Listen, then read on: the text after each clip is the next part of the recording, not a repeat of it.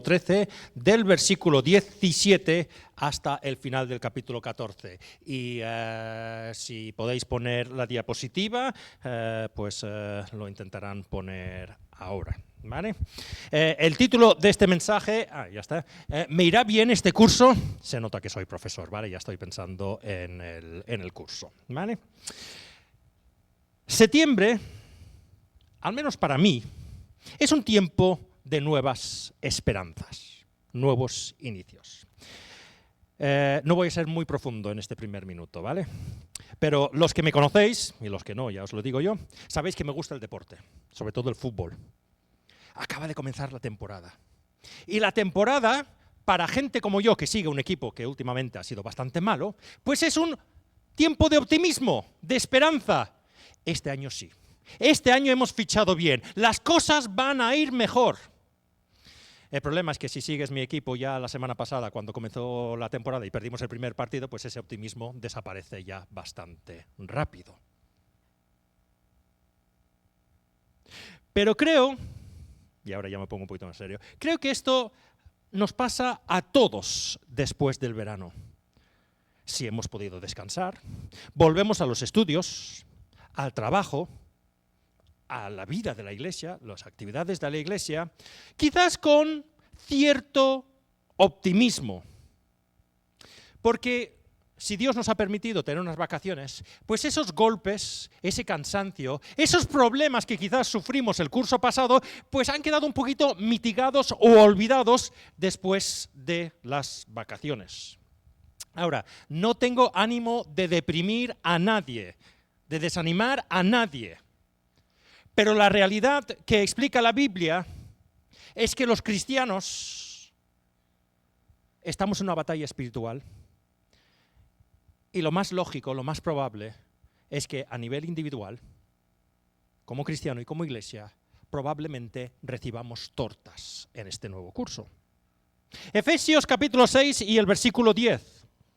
Por último, fortaleceros con el gran poder del Señor, poneros toda la armadura de Dios para que podáis hacer frente a las artimañas del diablo, porque nuestra lucha no es contra seres humanos, sino contra poderes, contra autoridades, contra potestades que dominan este mundo de tinieblas, contra fuerzas espirituales malignas en las regiones celestiales. Y eso es una realidad, estamos en una batalla espiritual. Lo presenta la Biblia así. Y una de las realidades de las batallas es que normalmente cuando vas a una batalla, lo hemos visto en las películas, recibes tortas, golpes, dificultades. Ahora, yo no soy un estratega militar, ¿vale? Pero he visto películas, ¿vale? Así que podemos decir, he visto películas y he visto esas películas bélicas, ¿vale? Y normalmente cuando ves esas películas bélicas, en las batallas habla de la importancia de conocer al enemigo. Tienes que conocer bien a tu enemigo para conocer sus debilidades, donde puedes atacar, ¿vale? Hay que conocerse a uno mismo. Tenemos que conocer nuestras fortalezas y nuestras debilidades. Y obviamente hay que tener un plan. No vale ir a la batalla. No, se necesita un plan. Y hoy, con la ayuda del Señor, me gustaría mirar estos tres aspectos en el capítulo que hemos leído al inicio del culto. Vamos a situarnos en estos dos capítulos, o capítulo y medio. Recuerda uno de los hechos históricos más importantes que vivió el pueblo de Dios. Recordemos que antes de estos capítulos, el pueblo de Dios había sido esclavizado y maltratado en Egipto durante muchos años por parte del faraón. Dios había intervenido en la historia, había enviado esas 10 plagas famosas que conocemos y finalmente eso había llevado a que Faraón liberara al pueblo. Pero la historia no acaba ahí. Leemos que al poco tiempo, en el capítulo 13, Faraón decide que se ha equivocado y va tras los israelitas con su ejército. Y llega un momento que Israel está encajonado. Por delante tienen el Mar Rojo, no pueden ir hacia adelante. Por detrás tienen el ejército de los egipcios. Y parece, no sé si esto lo digo bien, una garganta en la montaña. Sí. ¿Sabes cuando hay un gorge en catalán, una garganta, donde no puedes subir ni a la izquierda ni a la derecha porque estás encerrado? Pues muchos comentaristas entienden que en ese momento estaba en una situación que no podían ir delante ni detrás y no podían escaparse hacia la izquierda o hacia la derecha. La situación era desesperante.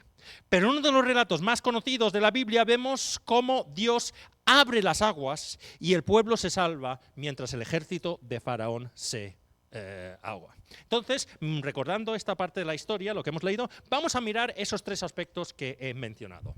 Y en primer lugar, vamos a conocer a nuestro adversario. Y esto es importante cuando vamos hacia adelante. Y la primera cosa que vemos de Satanás y también las formas que usa para engañar a los seres humanos y usar a personas para luchar contra el plan de Dios es la arrogancia. Una de las características de las personas en la Biblia que se oponen a Dios es la arrogancia frente a Dios. ¿Qué quiero decir con esto? Pues vamos a ir al principio de la historia. Vamos a ir a Éxodo capítulo 5 y el versículo 2. ¿Vale? Aquí es la primera vez que Moisés se presenta ante Faraón y le dice, oye, tienes que dejar al pueblo de Dios salir de aquí para ir a adorar a su Dios al desierto. Dios lo ha dicho. Y la respuesta de Faraón es la siguiente. ¿Y quién es el Señor?, respondió Faraón, para que yo le obedezca y deje ir a Israel. Ni conozco al Señor, ni voy a dejar que Israel se vaya. Faraón, en estos momentos, es el rey del imperio más poderoso del mundo, el imperio egipcio. En esa época, los egipcios eran la superpotencia del mundo. ¿Vale? Dominaba el pueblo de Israel, eran sus esclavos. Y viene y Moisés dice, oye, Dios dice que dejes... ¿Quién es este Dios? Yo no conozco a ese Dios. Yo soy más poderoso que Dios. Yo no voy a hacer caso a ese Dios. No lo necesito. Y esta es la realidad que vemos constantemente en el ser humano, en nosotros mismos y en la sociedad. ¿Quién es ese Dios para decirme a mí lo que tengo que hacer? En nuestra sociedad moderna vemos cuánta gente dice, oye, dejad de decir que esto está bien y esto está mal. Nosotros, como sociedad moderna, hemos superado la Biblia. Somos muy inteligentes, muy científicos, muy poderosos, muy ricos. Yo no voy a hacer caso a ese Dios. ¿Quién es ese Dios que dice que esto está mal? Y es lo que vemos constantemente en la sociedad. Oye, si tú quieres creer eso, muy bien, quédate en tu iglesia y cree eso. Pero no salgas a la calle diciendo que Dios dice lo siguiente. ¿Quién es ese Dios? Pero es que es normal. Desde el inicio, Satanás ha engañado a los seres humanos diciendo lo mismo. ¿Qué dijo la serpiente a Eva? Básicamente está diciendo, ¿quién es Dios para decirte a ti lo que puedes comer y lo que no puedes comer? Tú eres igual que Él, haz lo que te da la gana. La arrogancia del ser humano. Y lo vamos a ver constantemente. Quitémonos la idea de que vamos a salir al mundo a predicar el Evangelio y el mundo va a aceptarnos con los brazos abiertos. Habrá gente que lo aceptará así, pero hemos visto desde el inicio que la respuesta muchas veces de la sociedad ante Dios es ¿quién es ese Dios? Yo no lo conozco, yo no lo voy a hacer caso. El problema con eso es que un día, como hemos visto, Dios volverá. Y entonces sabrán quién es ese Dios. Faraón dijo en Éxodo 5, ¿quién es ese Dios? En Éxodo capítulo 14 y el versículo 28, ya al final de nuestro relato, al recobrar las aguas su estado normal, se tragaron todos los carros y jinetes del faraón y a todo el ejército que había entrado en el mar para perseguir a los israelitas. Ninguno de ellos quedó con vida. En ese momento Faraón supo quién es Dios.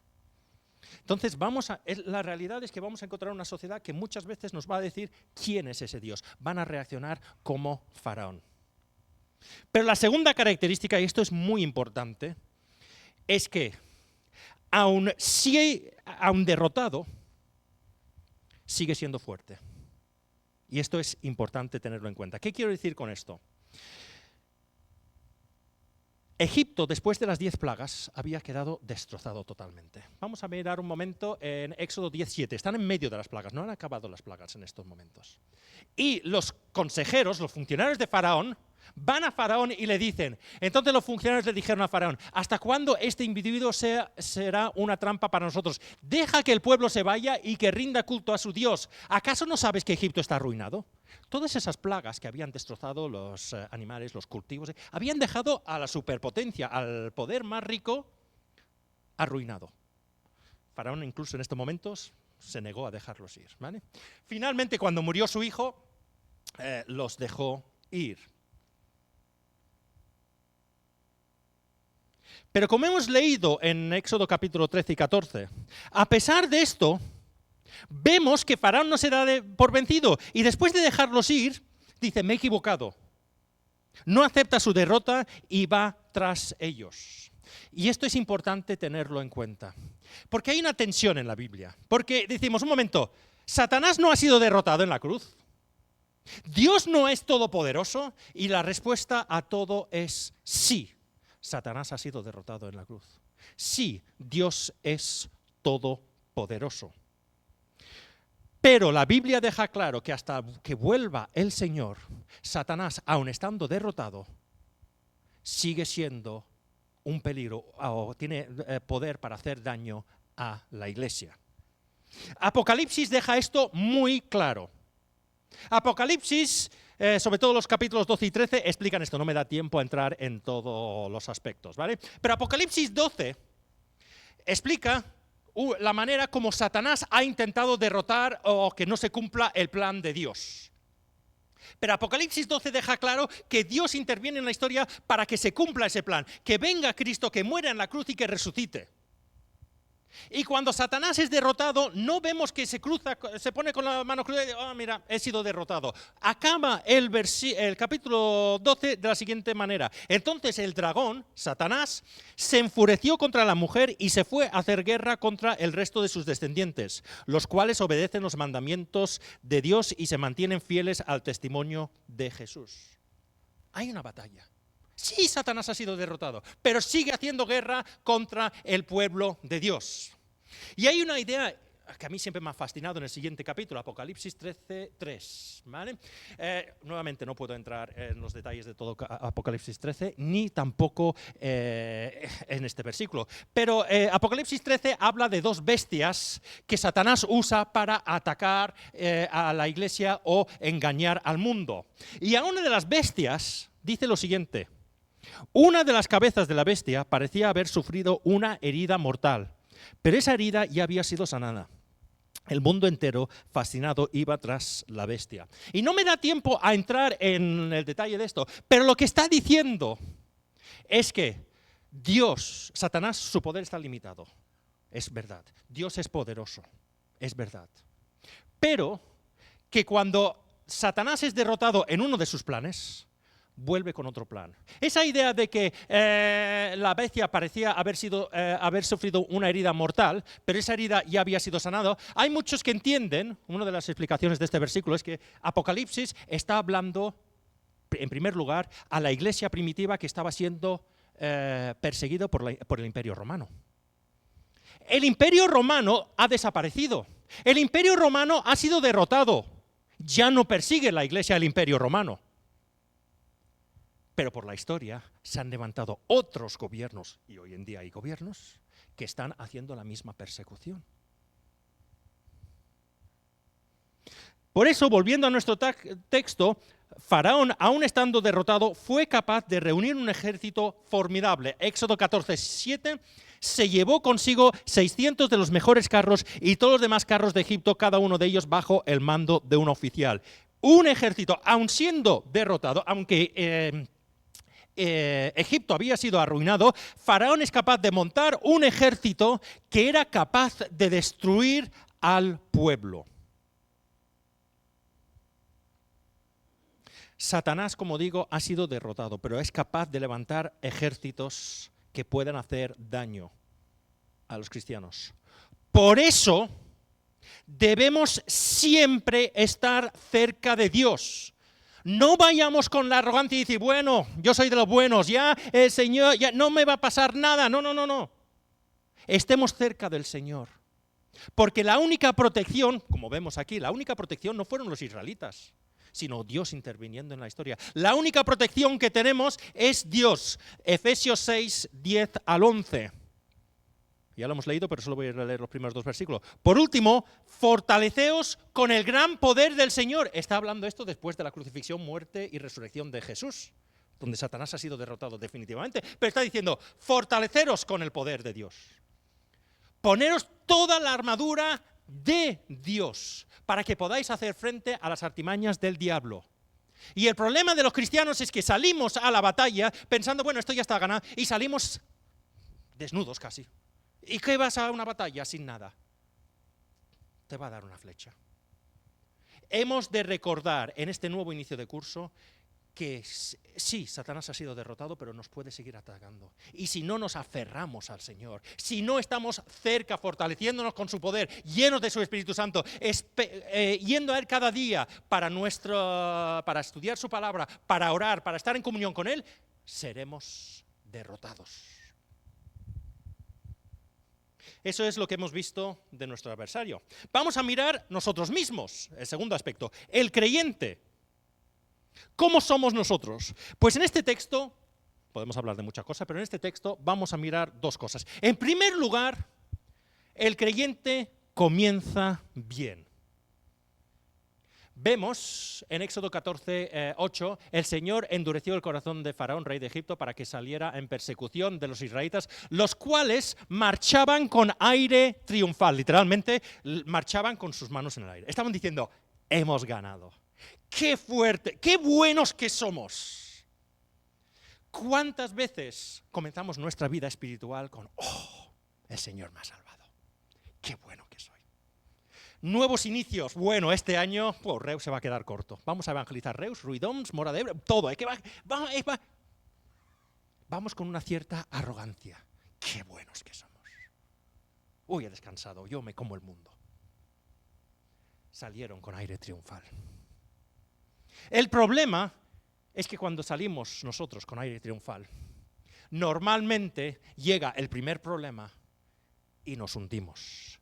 No somos constantes y ese es el segundo problema. Éxodo 14, los versículos del 10 al 12. El faraón iba acercándose. Cuando los israelitas se fijaron y vieron a los egipcios pisándoles los talones, sintieron mucho miedo y clamaron al Señor. Entonces le reclamaron a Moisés, ¿acaso no había sepulcros en Egipto? ¿Que nos sacaste de ahí para morir en el desierto? ¿Qué has hecho con nosotros? ¿Por qué nos sacaste de Egipto? Ya en Egipto decíamos, déjanos en paz, preferimos servir a los egipcios. Mejor nos hubiera sido servir a los egipcios que morir en el desierto. Comienzan las dudas. En poco tiempo pasan de, victoria, oye, mejor ser esclavos en Egipto que muertos en el desierto. Somos tan dados a olvidarnos tan rápidamente de lo que el Señor ha hecho en nuestra vida. Volvamos a Egipto. Te dijimos que nos dejaras en Egipto. ¿Qué? ¿Ese sitio donde se habían esclavizado y maltratado durante tanto tiempo? ¿Ese sitio donde habían asesinado a vuestros hijos varones porque os consideraban un peligro? ¿Queréis volver ahí? Qué rápido nos olvidamos de los problemas del pasado. Pero no se acordaban de las grandes cosas que el Señor acababa de hacer. No se acordaban de las plagas. No se acordaban que Dios les había liberado. El Dios que era capaz de liberarlos en Egipto, ¿no sería capaz de liberarlos en el desierto? Nos pasa muchas veces a nosotros. Salimos nos comemos el mundo, viene el primer problema y nos hundimos. ¡Ay, Señor! Ya te dije que esto no lo tendríamos que hacer, que iba a ser complicado. Nos hundimos. Y se nos olvida todas esas grandes cosas que el Señor ha hecho. Por eso es importante mirar lo que el Señor ha hecho en la Biblia. Mirad todos esos grandes milagros que el Señor ha hecho en la Biblia. Pero también cada uno de nosotros tenemos milagros que el Señor ha hecho en nuestra vida. El Señor que ha solucionado eso en el pasado no va a solucionarlo ahora en el presente. Pero tengo que admitir que cuando el Señor me soluciona algo, digo, gracias Señor, y la semana siguiente digo, oh, Señor, ¿por qué no lo...? Pero Michael, ¿no te lo solucioné la semana pasada? Por eso es tan importante recordar las grandes cosas que el Señor ha hecho. 40 años más tarde de este relato, llegamos al libro de Deuteronomio. Y Deuteronomio, el pueblo de Dios está justo ahora ya para entrar en la tierra prometida. Ya llevan 40 años en el desierto, están a punto de conquistar la tierra prometida. Y habrían dudas, porque la tierra prometida había gente, habían ciudades fortificadas, habían ejércitos. ¿Y qué dice el Señor a través de Moisés? Deuteronomio 7, versículo 17. Tal vez te preguntes, ¿cómo podré expulsar estas naciones si son más numerosas que yo? Pero no les temas, recuerda bien lo que el Señor tu Dios hizo contra el faraón y contra todo Egipto. Con tus propios ojos viste las grandes pruebas, señales y prodigios, milagros que con gran despliegue de fuerza y de poder realizó el Señor para poder sacarte de Egipto. Y lo mismo hará contra todos los pueblos a quienes ahora temes. Recordemos lo que el Señor ha hecho y el milagro más grande es que nos ha salvado. Pero además de eso nos ha dado muchas más cosas. Centrémonos en eso. Porque somos tan inconstantes que comenzamos las cosas bien, comenzamos en septiembre bien, pero a mediados de octubre ya estamos todos derrotados. Ya hemos visto cómo es el adversario, hemos visto cómo somos nosotros. Ahora dijimos que tenemos que tener un plan. ¿Cuál es nuestro plan? Pues es el Señor. El Señor es nuestro plan. No es conocer un plan, es conocer al Señor. Y podemos entrar en muchos detalles, ¿vale? Pero lo que quiero dejar claro, o lo que deja claro estos versículos, es que Dios tiene un plan. Y de ese plan, en primer lugar, el plan de Dios para nuestra vida es el mejor plan que hay, aunque nosotros no lo entendamos. Éxodo 13, versículo 17. Cuando el faraón dejó salir a los israelitas, Dios no los llevó por el camino que atraviesa la tierra de los filisteos, que era más corto, pues pensó, si se les presenta batalla podrían cambiar de idea y regresar a Egipto. Por eso les hizo dar un rodeo por el camino del desierto en dirección del Mar Rojo. Sofía, ¿puedes pasar a la siguiente diapositiva? Aquí tienes un mapa, ¿vale? A la izquierda tenemos Egipto, ellos estaban donde estaba un poquito más arriba, donde está cerca del delta del Nilo. Tenemos el desierto de Sinaí y luego donde pone Gaza ahí, pues eso es la entrada básicamente a la tierra prometida, a partir de ahí ya sería Israel, ¿vale?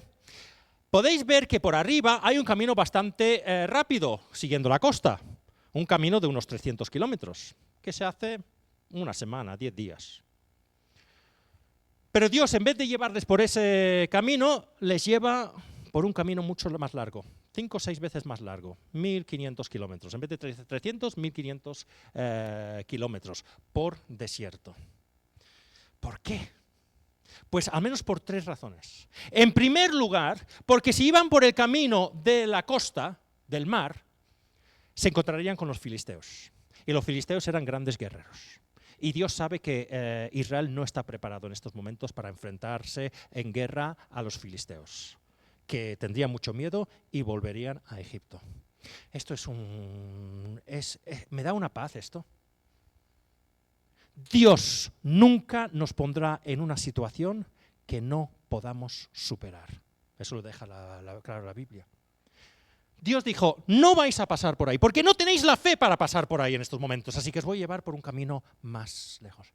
Cualquier cosa que nos pase hoy, mañana, este curso, el resto de nuestra vida, aunque nos parezca muy duro, nunca será para la destrucción de nuestra fe, sino la fortaleza de nuestra fe. Tengamos eso en cuenta, incluso cuando las cosas que están pasando no los entendamos. Pero había más razones por llevarles hacia el sur. Veis que abajo del triángulo de la península de Sinaí está el monte Sinaí. Era importante que los israelitas pasaron 18 meses ahí. 18 meses ahí donde Dios hizo pacto con ellos. Dios explicó cómo era Él como Dios y qué esperaba de su pueblo como su pueblo. Necesitaban, antes de llegar a la tierra prometida, necesitaban estar tranquilos, en un sitio tranquilo, lejos de las guerras, donde podían conocer bien al Señor y conocer lo que el Señor esperaba de ellos. Por eso era importante ir hacia el sur. Y en tercer lugar, el camino del desierto era duro, porque era un camino de desierto. Entonces, de esa manera, aprenderían a confiar totalmente en el Señor, porque si no era por el Señor que les guiaba y les traía el alimento, no pensemos ahí que habían campos y cosechas, era un desierto, era el Señor el que proveía del maná les guiaba donde estaba el agua, les preveía de otra comida. Era una manera de decir, aprended a confiar en mí, para que cuando llegaran a la tierra prometida, que había mucha abundancia, siguieran confiando en el Señor. 3 razones por las cuales el Señor les lleva por un camino que parece un poquito ilógico. Estoy seguro que al inicio, bueno, no voy a decir esto, yo estoy seguro que si llego a estar ahí, digo, un momento, ¿para qué vamos al sur si es más rápido ir por aquí? No lo entiendo, Señor. ¿Por qué no me estás llevando por el camino más rápido y más fácil? Porque yo no tengo la visión de Dios. Hemos de confiar que el plan de Dios, pase lo que pase en nuestras vidas, es el mejor plan. Este ejemplo os he puesto. Había un tiempo que yo estaba en un trabajo y quería dejar ese trabajo y el Señor no abría la puerta y no entendía por qué. Ahora, pasado X años, entiendo que tenía que pasar por esa prueba para prepararme para lo que el Señor tenía preparado para más adelante. En ese momento no lo entendía y me caían lágrimas. Señor, ¿por qué? Michael, porque yo tengo una visión eterna y ya lo entenderás. Dios tiene un plan perfecto para nosotros. Confiemos en ese plan. Y la segunda cosa que vemos del plan de Dios es que muchas veces cuando la gente tiene planes, yo me acuerdo cuando trabajaba en diferentes empresas, que cuando mi jefe tenía un plan, yo comenzaba a temblar. ¿Vale? Porque hoy tengo un plan brillante, Michael, hazlo. Y yo, ya, pero lo tengo que hacer yo. Y esto es complicado. El Señor no es así, no dice, venga, no dice a los israelitas, oye, camino del desierto, nos encontramos en la tierra prometida. No, el Señor está con ellos en todo momento. 3 ejemplos de esto. Éxodo capítulo 14, los versículos del 1 al 3. El Señor habló con Moisés y le dijo, ordénales a los israelitas que regresen y acampen frente a Pi-Hahirot, entre Migdol y el mar, que acampen junto al mar frente a Baal-Zelón. El faraón va a pensar, los israelitas andan perdidos en esa tierra, el desierto los tiene acorralados. Dios se presenta ahí y dice, os voy a dar las instrucciones. Está acompañándonos y dice, Michael, ahora toca ir a la izquierda, ahora toca ir a la derecha. La pregunta que debemos hacernos, ¿estamos escuchando? Porque si es el plan de Dios, es Él el que nos tiene que guiar siempre. Ahora, lo impresionante de este plan es que Dios no solamente aparece, es que algunas veces tenemos esa idea de que cuando tengo problemas le pido ayuda a Dios, porque Dios, cuando yo no tengo problemas es que hay que solucionar otros problemas. No, Dios está con nosotros en todo momento.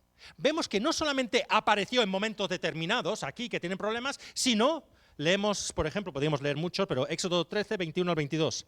De día el Señor iba al frente de ellos en una columna de nube para indicarles el camino. De noche los alumbraba con una columna de fuego. De ese modo podían viajar de día y de noche. Jamás la columna de nube dejaba de guiar al pueblo durante el día, ni la columna de fuego durante la noche. Estuvo con ellos siempre, no solamente en los momentos difíciles, sino les estaba guiando en todo momento.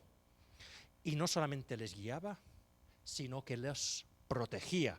Éxodo 14, versículo 19. Entonces el ángel de Dios que marchaba al frente del ejército israelita se dio la vuelta y fue a situarse detrás de este. Lo mismo sucedió con la columna de nube que dejó su puesto de vanguardia y se desplazó hacia la retaguardia, quedando entre los egipcios y los israelitas. Durante toda la noche la nube fue oscuridad para unos y luz para otros, así que en toda esa noche no pudieron acercarse los unos a los otros. ¿Tenemos esa fe de confiar en el Señor? De estar escuchándole constantemente. Oye, Señor, ¿hoy qué debo hacer? ¿Tenemos esa confianza que incluso cuando nosotros no lo entendemos, cuando nos está llevando por el sur un camino que no entendemos, el Señor está con nosotros ahí? ¿Tenemos esa confianza de que el Señor nos está protegiendo? Porque muchas veces no lo estamos haciendo. Yo, al menos, me cuesta. Ahora, ya hemos visto el plan, un plan perfecto, un plan en el que nos acompaña. Pero ¿qué quiere que hagamos con este plan? Y aquí veremos la tensión que hay en toda la Biblia de que Dios no quiere que hagamos nada y quiere que hagamos mucho. ¿Qué quiero decir con esto? ¿Qué quiere decir que Dios no quiere que hagamos nada, pero quiere que hagamos mucho? Pues en primer lugar no quiere que hagamos nada. Éxodo 14, 13 al 14. No tengáis miedo, le respondió Moisés, mantened vuestras posiciones, que hoy mismo seréis testigos de la salvación que el Señor realizará en vuestro favor. A esos egipcios que hoy vais a ver, jamás volveréis a verlos. Vosotros quedaos quietos, que el Señor presentará batalla por vosotros.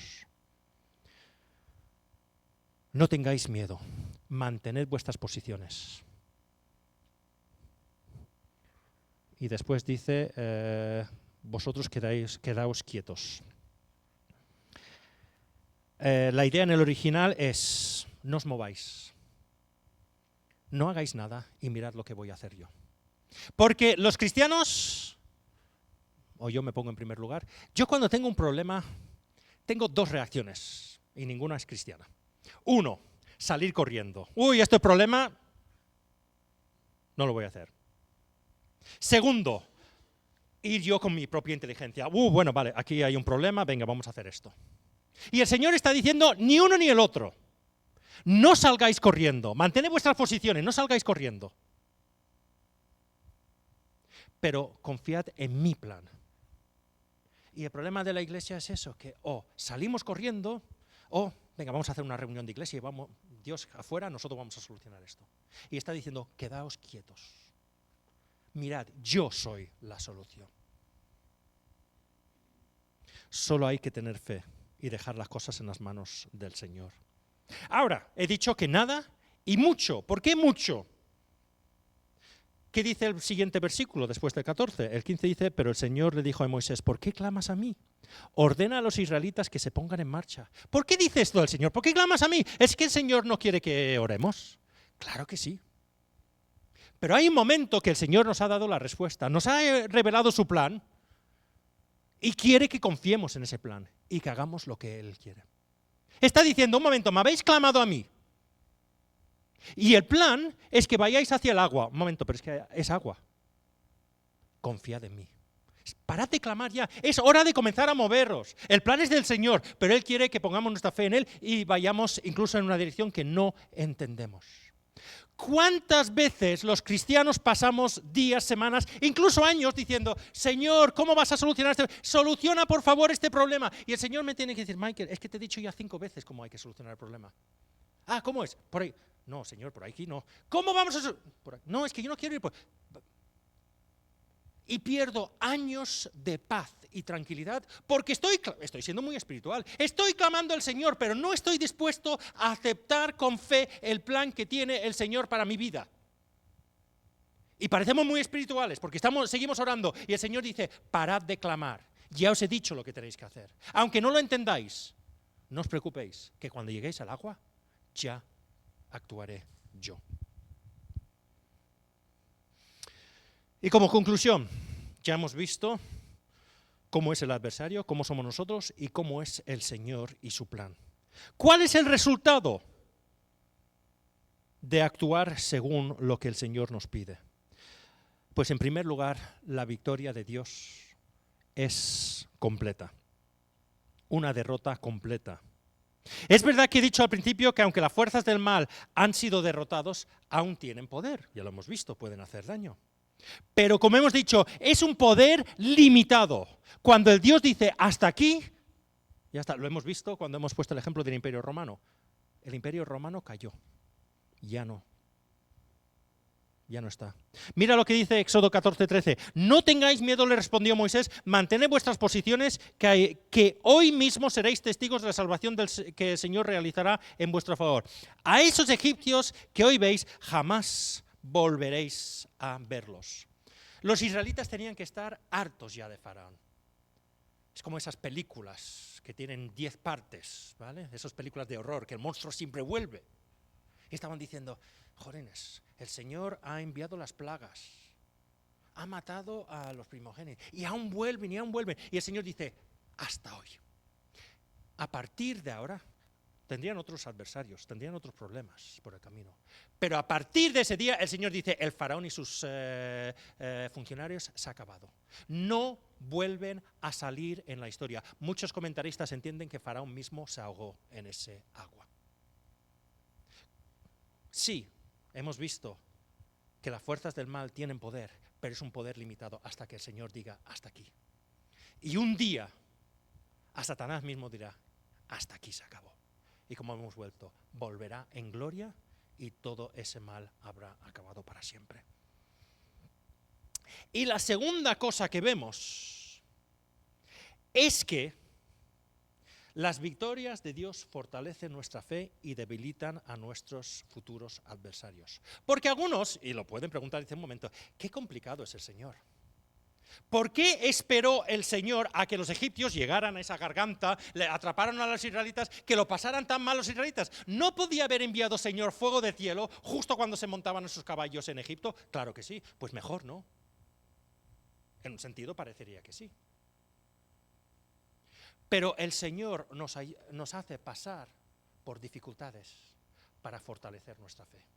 Al final de la historia no lo he puesto, pero dice, su temor para con Dios incrementó. De wow, ¿cómo ha actuado el Señor? Era importante que pasaran por ese mal trago para ver la grandeza del Señor y decir, confío en Él. Primera de Pedro, capítulo 1 y los versículos del 6 al 7. Esto es para vosotros motivo de gran alegría, a pesar de que hasta ahora habéis tenido que sufrir diversas pruebas por un tiempo. El oro, aunque perecedero, se acrisola, se limpia, se fortalece con el fuego. Así también vuestra fe, que vale mucho más que el oro, se acrisola, se limpia, se fortalece por las pruebas, demostrará que es digna de aprobación, gloria y honor cuando Jesucristo regrese. El objetivo del Señor no es, en primer lugar, que pasemos una vida aquí en la tierra sin problemas. El objetivo del Señor es que pasemos la eternidad con Él. Y algunas veces, y los que tenemos una cierta edad, sabemos que lo tenemos que pasar mal, caernos de morros para aprender las lecciones. Pero hay más, también hacía que futuros enemigos supieran el poder de Dios. Como digo, 40 años más tarde, el pueblo llega a la tierra prometida. Y uno de los primeros lugares que tienen que conquistar es Jericó, que es una gran ciudad, muy fortalecida, con un ejército fuerte. Van unos espías ahí para ver cuál es la situación. Y hay una persona ahí, Rahab, que le recibe, sabe quiénes son. Y dice lo siguiente. Antes de que los espías se acostaran, Rahab subió al techo y les dijo, yo sé que el Señor os ha dado esta tierra y por eso estamos aterrorizados. Todos los habitantes del país están muertos de miedo ante vosotros. Tenemos noticias de cómo el Señor secó las aguas del Mar Rojo para que vosotros pasarais después de haber salido de Egipto. También hemos oído cómo destruisteis completamente los ríos amorreos, Sihón y Og al este de Jordán. Por eso estamos todos tan amedrantados y descorazonados frente a vosotros. Yo sé que el Señor y Dios Señor y Dios es Dios de dioses, tanto en el cielo como en la tierra. La conquista de la tierra prometida fue más fácil porque tenían miedo los habitantes. El momento que vieran que de verdad lo que habían escuchado, que Dios estaba luchando con ellos, cuando lo vieron, se vinieron abajo.